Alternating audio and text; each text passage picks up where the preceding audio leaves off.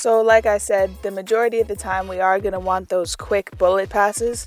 For example, situations like these where you've already got a spot-up shooter open, a quick, accurate pass can literally be the difference between them getting that shot off or the defense recovering and taking that shot away.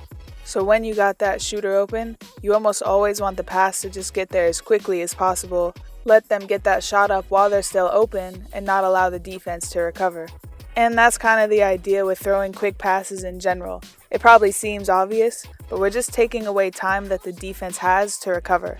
So bullet passes will almost definitely be the choice when we're passing the ball around in half court, or trying to move the defense, or of course hit that spot-up shooter. There also might be instances where we're trying to thread the needle a little bit. In that case, you want the pass to be super quick, almost like you got that pass off before the defense even know what hit them. And there's not exactly any strict red light, green light kind of rules for this thing. You basically just want to be setting your teammates up for the best chance of success possible.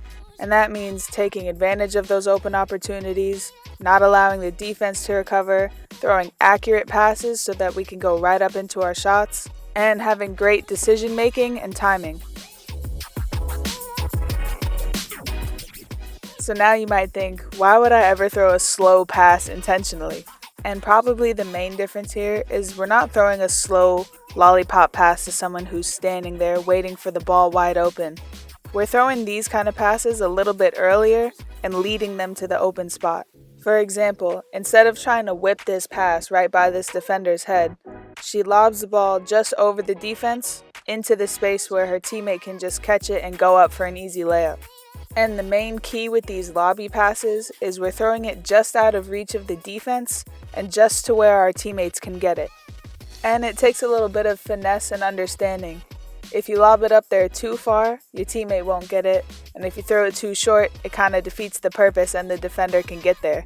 And you know you got that perfect placement, perfect timing, when the defender is jumping and reaching and can't quite get the ball, but your teammate is able to go and get it and get that open look. And throwing it into the post can be a great time to utilize those lobby over-the-top passes. As long as you're not lobbing it over into a bunch of help defense, then that high pass over the top is actually more efficient.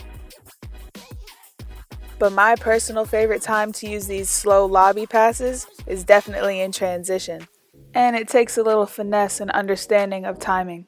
Even if you're throwing the pass super early and it actually takes a long time to get there, you want your teammate to catch it in stride, meaning that if they're running down the floor full speed, they can easily catch it and go right up. We don't want to make our teammate fumble and fall over trying to get to the ball, and we definitely don't want them to have to slow down or reach behind to get that pass. And you don't want to allow the defense to catch up to them and recover. And there's a couple reasons these passes really work so well.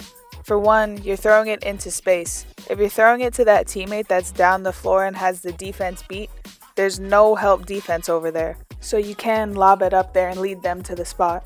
Other reason it works so well is because you're literally taking the defense out of the equation just by throwing it over all the defenders. In a lot of these instances, trying to thread the needle or throw a bullet pass through all these defenders' hands is just making that pass harder than it really needs to be. In this instance, I would say right about now, she probably could have let that pass go, lobbed it up over the defense and out of reach to where her teammate could have caught it, 1-2 step, easy layup. But in general, I think just watching how these different types of passes are executed is the best way to get an understanding of timing, placement, what works, and what does not.